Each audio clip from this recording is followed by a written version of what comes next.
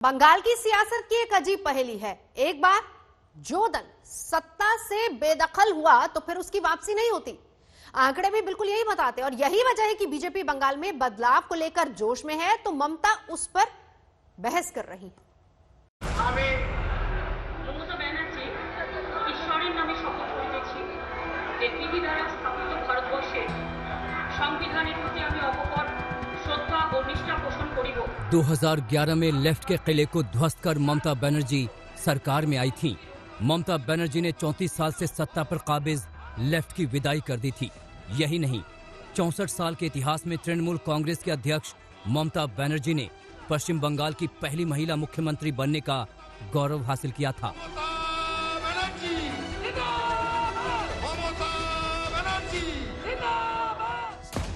इस जीत से पहले ममता बनर्जी और उनके कार्यकर्ता लेफ्ट के वैसे ही हमलों का शिकार हुए थे जैसे हमले अब पश्चिम बंगाल में देखने को मिल रहे हैं।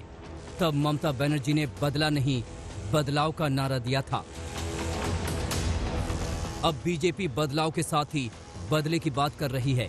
पश्चिम बंगाल बीजेपी अध्यक्ष दिलीप घोष ने फेसबुक पोस्ट में लिखा, उतना ही मारिए जितना आप बाद में हजम कर सकें। लाल डायरी में लिखकर रख रहा हूं, सूद समेत वापस देंगे। हम बदलाव भी करेंगे और बदला भी लेंगे।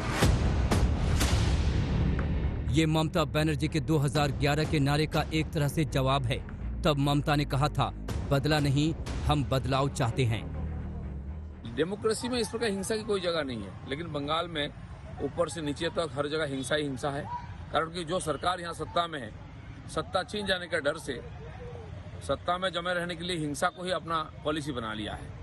इसलिए यहाँ जब तक ये सरकार रही, यहाँ शांति और स्वाभाविक स्थिति आना बहुत मुश्किल है। चुनाव भी स्वाभाविक होना मुश्किल है। बीजेपी के ऐसे बयान सूबे के सियासी माहौल को गरमा रहे हैं। टीएमसी के हमलों को बीजेपी बड़ा मुद्दा बना रही है। वहीं ममता ने बीजेपी पर बाहरी होने का टैग लगा दिया है। যত ছোট ছোট হোটেল আছে পাড়ায় খোঁজ রাখুন, সব উঠেছে এবং তারা কেউ বাংলার লোক নয়।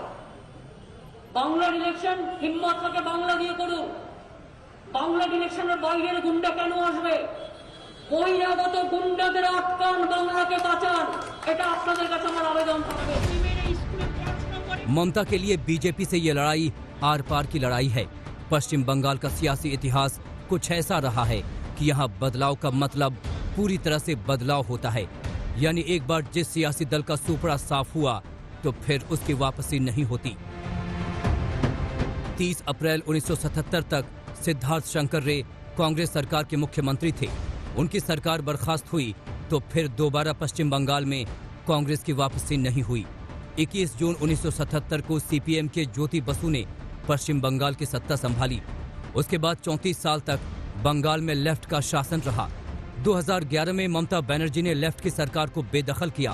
उसके बाद लेफ्ट की वापसी नहीं हुई। अब बीजेपी ने ममता सरकार के खिलाफ मोर्चेबंदी कर ली है। मैं तो आज इसलिए सुरक्षित हूं क्योंकि हमारे पास बुलेट गाड़ी, अन्यथा किसी कोई गाड़ी नहीं छूटी जिस पर अटैक नहीं हुआ है। ये गुंडा राज जो हमें देखने को मिला है, इसको नस्लो नाबूद करना है और प्रजातंत्र को यहाँ पर खिलाना है। पश्चिम बंगाल के सियासी इतिहास को देखते हुए बीजेपी ने पूरी ताकत झोंक दी है। प्रधानमंत्री नरेंद्र मोदी से लेकर गृह मंत्री अमित शाह और जेपी नड्डा ने ठान लिया है कि वो बंगाल में कमल खिला कर रहेंगे। आज जब पीछे मुड़कर 10 साल के बाद देखते हैं तो मां, माटी और मानूस का नारा तुष्टीकरण, तानाशाही और टोलबाजी में परिवर्तित हो गया है। पश्चिम बंगाल के इतिहास को ममता से बेहतर कौन समझ सकता है। ममता जानती हैं कि एक बार सत्ता हाथ से निकली तो फिर वापसी करना लगभग नामुमकिन होगा। यही वजह है कि अपना गढ़ बचाने के लिए ममता किसी भी हद तक जाने को तैयार हैं। मनोज लोईवाल के साथ इंद्रजीत कुंडू, कोलकाता आज तक।